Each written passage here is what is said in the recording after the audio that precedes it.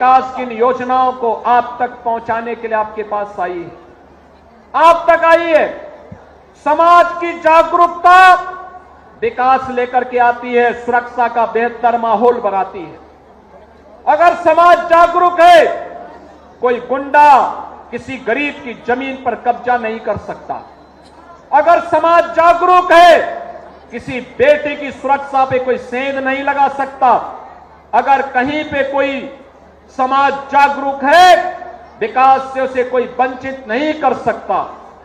और मुझे लगता है उसी समाज को जागरूक करने के लिए आज मैं आपके पास आया हूं, आपसे कहने के लिए आप अपनी चीजों को लेकर के स्थानीय जनप्रतिनिधियों के पास जाइए, प्रशासन के पास जाइए, और अगर वहां पर भी प्रॉपर सुनवाई नहीं हो रही है, प्रभारी मंत्री के पास अपनी एप्लीकेशन भेजिए। अगर तब भी दिक्कत आ रही है तो IGRS और CM हेल्पलाइन के माध्यम से हमें अवगत कराइए।